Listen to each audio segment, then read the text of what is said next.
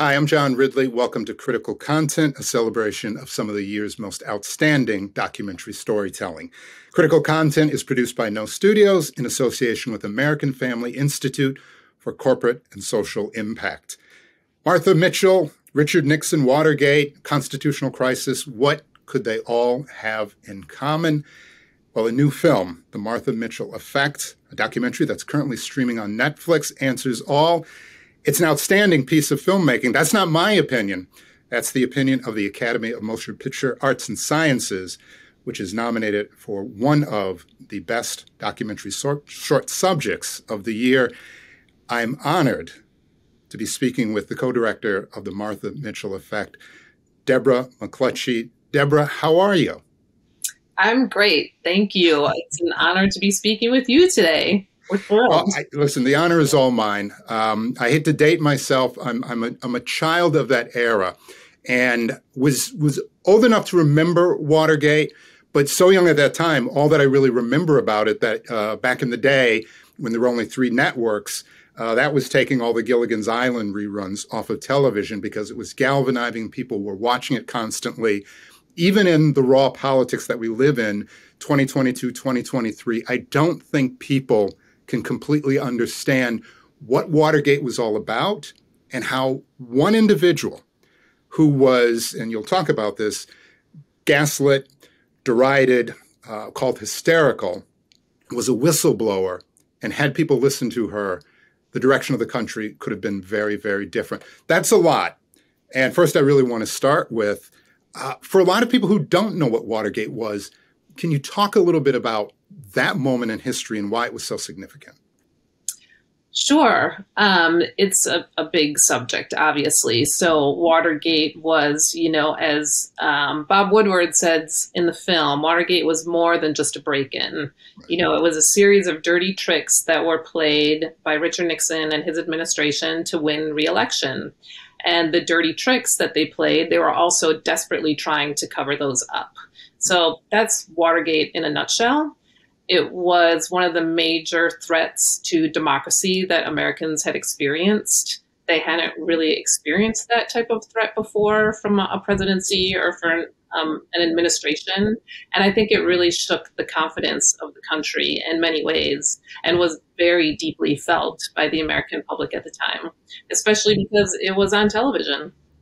Yeah, and I think one of the things, we talk about the late 60s, early 1970s. Certainly America was going in a different direction, but perhaps people still believed in their politicians, believed that at their core, they were decent people. Watergate exposed that you cannot truly trust anyone, or if you're going to trust but verify. So a couple of things I want to talk about. Martha Mitchell was married to someone who was obviously very significant to Watergate. Talk about John Mitchell, her husband. Sure. So John Mitchell and Richard Nixon knew each other because they were law partners. And Richard Nixon brought John Mitchell into his orbit as his campaign manager in 1968. John Mitchell had this amazing Rolodex, and he really leveraged it for Richard Nixon in order to get him elected. Under the Nixon administration, when he was elected, then he became the Attorney General. And he was the Law and Order Attorney General under Nixon. And, that was their campaign platform, and that's what they ran on. And so that was their MO throughout the presidency. John Mitchell became Nixon's campaign manager again when he was running in 72. So Martha Mitchell was married to John Mitchell. It was her second husband. She had been married before. But she and John Mitchell were incredibly in love with each other. By all accounts, they, had a really, wonderful, passionate marriage, and were, deeply in love. So the story that we tell about Martha and John Mitchell is really kind of a tragic love story as much as it is a political story. And we really wanted to humanize Martha and showing her in her relationship with John, and how ultimately John Mitchell chose the loyalty of Richard Nixon and, the president over his loyalty to his wife. And I want to get into Martha for a second, but you do, as you mentioned, Watergate is so expansive. It's so big and there's so much going on. It wasn't just the break-in. It was cover-ups. It was break-ins prior to that. It was cover-ups after that. It was payoffs. It was all of those things. Yes. And there were many characters, and Martha Mitchell was one of them. And before I get into her, I have to ask, in all of that, in everything that was going on, what was it either about Watergate in general or Martha in particular for you? And also, I want to mention that you worked with the editor and the director that you worked with, Anne Alvergue. Did I get that correct? Yes, yes. Who the two of you have made, I will say professionally, an incredible pairing with this film. But what was it about Watergate in general and Martha Mitchell in particular that the two of you said, look, here's a way to examine this story that perhaps has not been examined and should be examined? Mm-hmm. Yeah, so Anne and I, when we first heard Martha Mitchell's story, we heard about her on a podcast and immediately became fascinated by her as a character and thought feels like such a visual story, and surely there had been a documentary made about her. So we did a bunch of digging and couldn't find any documentary, but found YouTube clips and saw this amazing, charismatic, somewhat unhinged woman in some of the clips. And we thought, wow, this is an amazing story to tell. We had never heard it before. We had always heard the story through All the President's Men, and that's generally how people are introduced to Watergate, either through, the book or the amazing film, which is a great film that we both loved. And Anne and I were also politically involved. We've been in the film industry for a long time. She's an editor by day, an amazing editor by day. And I've worked in production and also distribution for a long time. So we were looking to make a film, and we wanted to make a film about Martha almost as a response in some ways to the 2016 election. Hillary Clinton and other women at the time were not treated very well, and we were devastated by the results of the election. So partially it was a response to that in some ways. I think it just, without even us fully knowing it, Martha's story resonated for us. Here was an outspoken woman who was discredited, who was gaslit by the Nixon administration to keep her quiet about the abuse of power that she was seeing. So it just felt very, very relevant to what we were experiencing, with the previous administration and in the political climate that we had all been living in recently. So let's talk about that. Let's talk about Martha Mitchell as a person. Martha Mitchell, and I would ask, is it fair to say, and I want to talk about her before Watergate was revealed to the public or became public knowledge.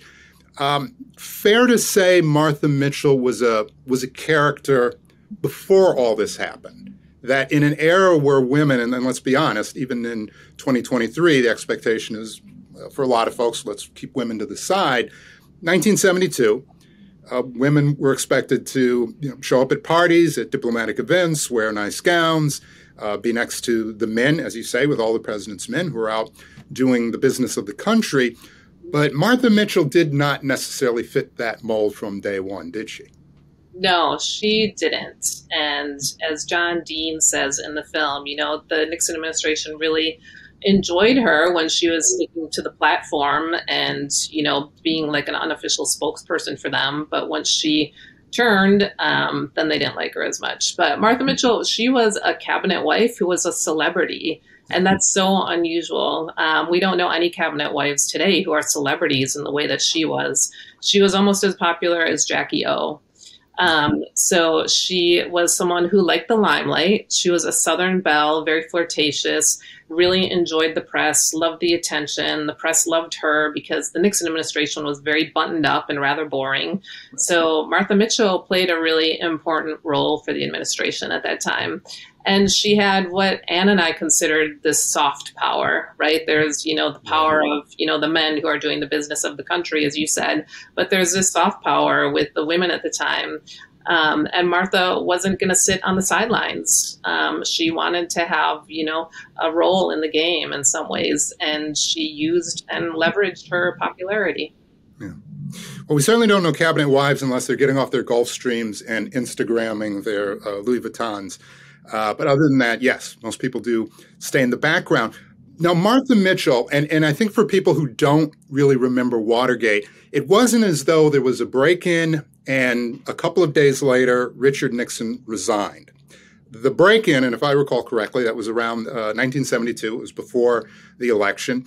And it was a story, but it was a story where it seemed like there was no there, except Martha Mitchell began talking about certain things. There was a cover-up that, to a degree, if I'm correct, worked, except for Martha Mitchell. Is that correct? Yeah, I would argue that that's true. And so Martha Mitchell would claim that she was part of that cover-up because when she was in California and she was held there against her will, so she wouldn't talk about whatever was happening with Watergate, that was essentially part of the cover-up. So she was part of that aspect of the Watergate story. So, but the Watergate story was kind of a nothing burger, as you might say. The cover-up worked, and Nixon won re-election handily. In a landslide. I think the biggest landslide to that point. Yep, exactly. So you talk for a moment, you mentioned when Martha Mitchell was held against her will. Mm-hmm. This, to be clear, was not, they were at the Mitchell house and the husband took the car keys away and disconnected the phone way before their cell phones and said, hey, just be quiet for a minute. What happened to Martha Mitchell was fairly harrowing. Mm-hmm. And how it happened and what happened, and again, I believe there is a phone recording or her talking about, I need help and things like that. Talk about what happened to her, because again, this wasn't just unplug the phones. Martha Mitchell was held against her will and then painted as being hysterical, mentally incompetent in the press and in various means. Can you talk about that for a moment? Yeah, so John and Martha were out in California for a campaign event, and it was during the Watergate break-in. So when John Mitchell got word of the Watergate break-in, he hightailed it back to Washington, D.C. to deal with the mess. But he said, Martha, you just stay here. You just stay here and relax. And, I just have to go back early to take care of some things. And so Martha stayed at the hotel in California and thought nothing of it, really, until she saw a headline about James McCord being involved in this break-in. And she thought, I know James McCord. He was our security man. He took my daughter to school. And so she got thinking about something is happening here. So she called Mitchell to find out what was going on. I don't know exactly what their conversation was, but she got wind of more that was happening. And eventually she and Helen Thomas got on the phone while she was at her hotel room. And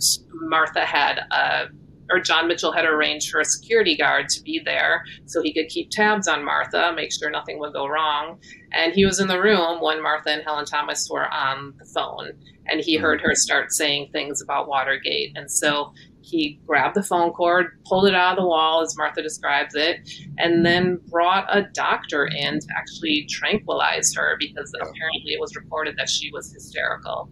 So that is what happened with her, and a very harrowing event. And the way that it was reported later in the press, as you saw in the film, was that people didn't really take her seriously. And some of the male journalists, some of the male TV reporters actually had smirks on their faces when they were reporting the story. And it was a harrowing story, especially for, a woman who was a wife of the former attorney general and the campaign manager of Nixon.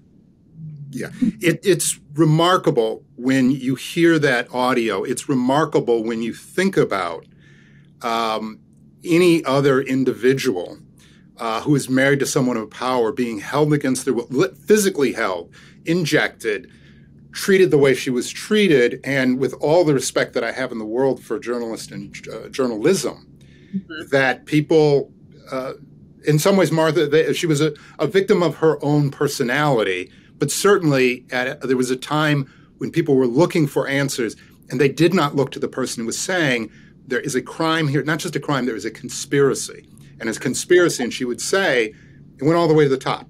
I mean, she other than saying it was Richard Nixon, and she may have at one point, she said it went all the way to the top. It could have, 2 years perhaps at the very least earlier, there would have been a resignation.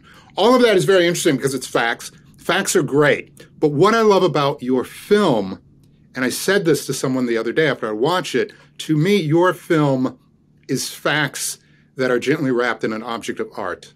It's absolutely beautiful, and beautiful in the sense that you've taken history. It is film footage. There's certainly some video footage and things like that, but there was an era when not a lot of video, certainly little, if any, digital. So film, I love. I love the way it bends. I love what it does. I love light leaks. I love the rollouts. I felt like you and your director, you embraced that. You and Anne really embraced that look, embraced that feeling. The sound design, the use of raw audio, the lack of talking heads, although you have some very esteemed journalists talking about that era. It's a beautiful film about a very troubling time, about a very troubling event, but it's truly beautiful. Talk about your approach to crafting the narrative, crafting the visual elements of storytelling as much as lining up the facts.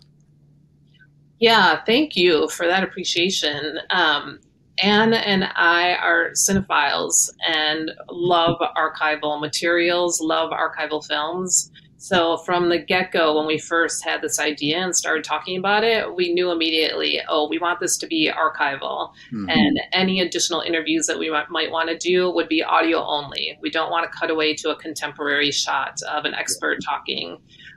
So we dug into the archive right away. I mentioned earlier that we found clips on YouTube of Martha speaking and just saw that that it was so rich. Just aesthetically, it was so rich to remain in that sort of that physicality of the film and video, the look of that.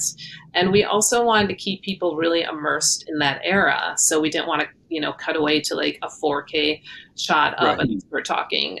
We wanted people to be in that era of television footage and the Super 8 footage of the Nixon administration shot by Friedman and Haldeman.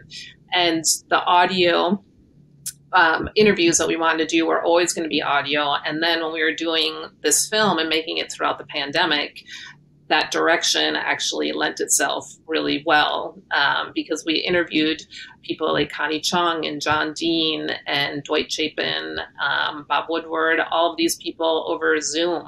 And it worked out really well in order to do it that way. So I really appreciate the fact that you appreciate the craft and the filmmaking because the politics of it all are so interesting and, fascinating, and people want to talk a lot about that. But it's always really fun for Anne and I to talk about the artistic direction.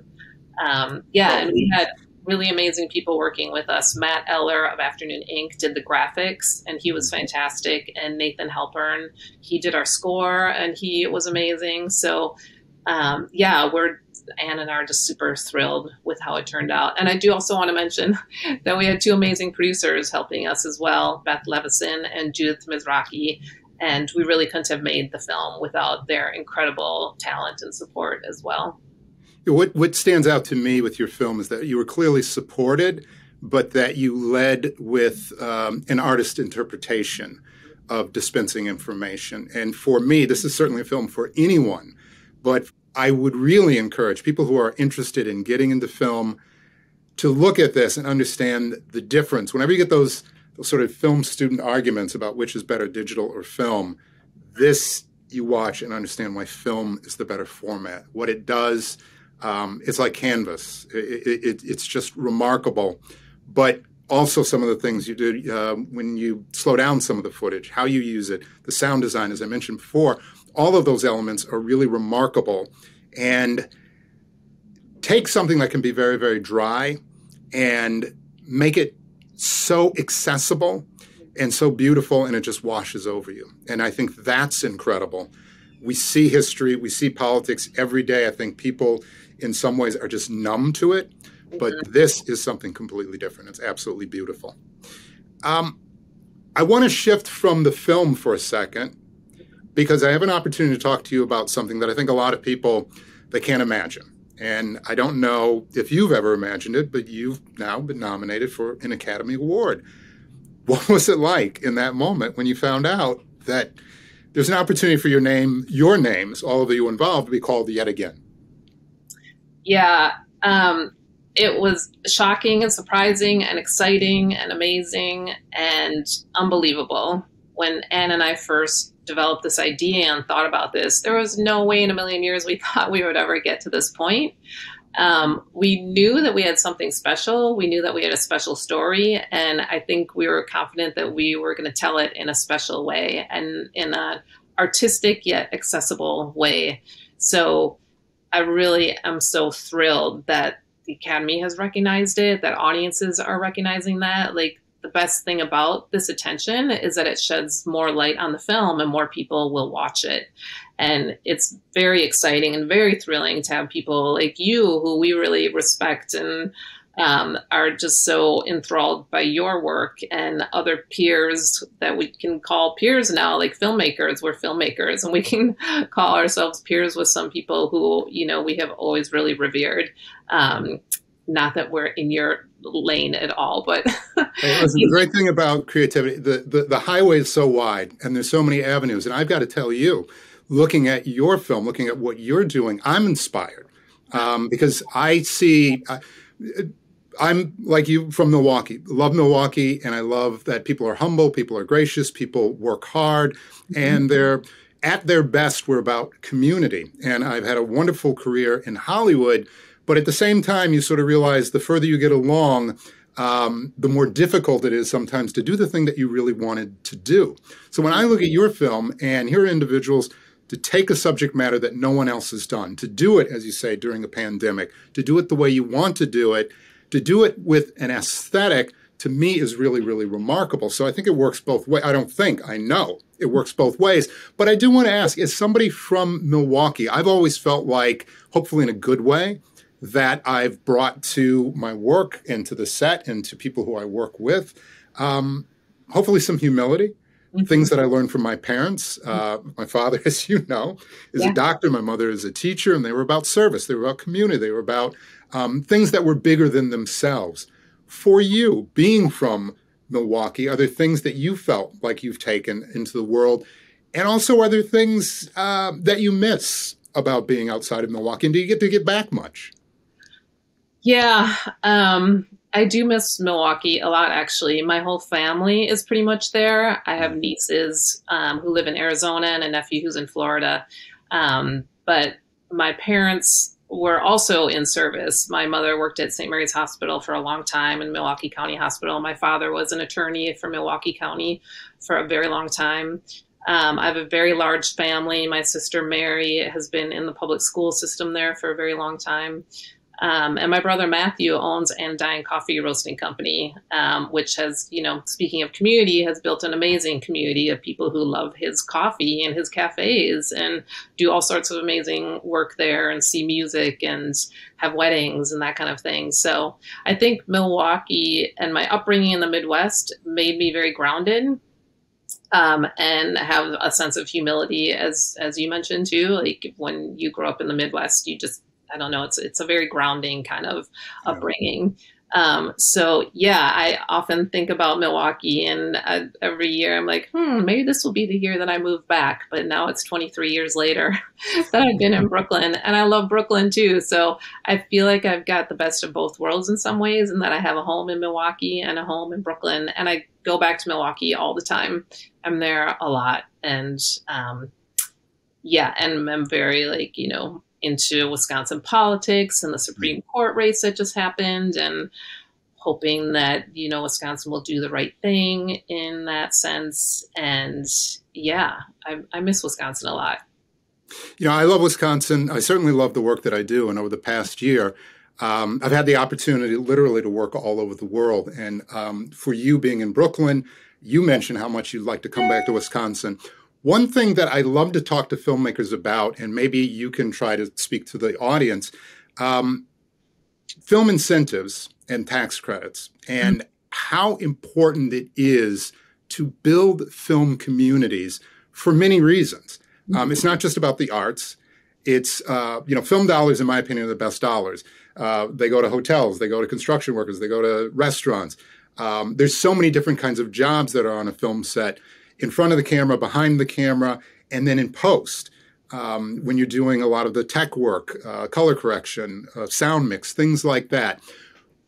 I don't mean to put you on the spot, but how excited would you be to see the Wisconsin legislature come together and start getting competitive with film incentives like they are in Ohio, like they are in Louisiana, like they are in New York. For someone who's from Wisconsin, would it be wonderful for you to be able to come back to Wisconsin and work on your films and do your projects and do it around people that are creative, but have that great work ethic that I think people in Wisconsin, as you say, in the Midwest do? Yeah, they have an incredible work ethic in Wisconsin, and that would be amazing if there were tax incentives. I think there had been in the past. There have been. They let them go. They were not necessary, and I say this with respect. I don't think that they were vetted and implemented very well. I know I've worked in Ohio just recently. They've started their credits there. They work amazingly. It is something that the legislatures, and this is not a left or right issue, certainly people have to be careful about it. But one of the things that I appreciate is these are sticky. This is something that brings people in. This is something that brings in jobs, technology, and more than anything, when a city or a state becomes the canvas for storytelling. I mean, literally, when you see things in the background, when you see areas, there's something that elevates it a little bit. And to me, that's very important. So I would certainly love to see some incentives coming to Wisconsin, and I'm always looking for individuals like yourself who can speak to how important it is to tell stories, to tell them in a creative way, but to tell them in a creative community and in a community that appreciates the work that's both coming in and then going out. Yeah, it would be hugely important. I just made a documentary film, but I often think there are narrative films that I would like to make too, shorts or features.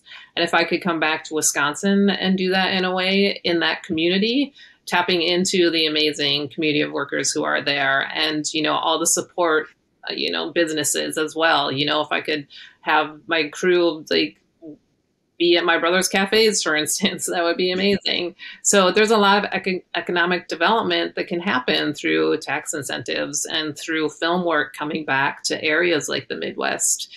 So I think it's incredibly important. So if there were tax incentives that happened in Milwaukee and Wisconsin, I would be back there in a flash to make a film. We would love to have you. But whatever you do next, I cannot wait to see it. Debra, the film is absolutely extraordinary. It's streaming right now on Netflix. Yes. You will, no matter what, you will certainly be an Academy Award nominee, but I cannot wait to see what you do next. I really can't. Congratulations on the film. Congratulations on the nomination. And thank you for taking someone who was probably set aside a little bit in history and elevating her to the place of prominence that she deserves. That's Martha Mitchell. The film is The Martha Mitchell Effect. Again, that's on Netflix. It's streaming now. Thank you, John. This has been such a pleasure to talk with you and such an honor. And hello, Milwaukee. Thank you very much. This is John Ridley for Critical Content. Thank you for watching.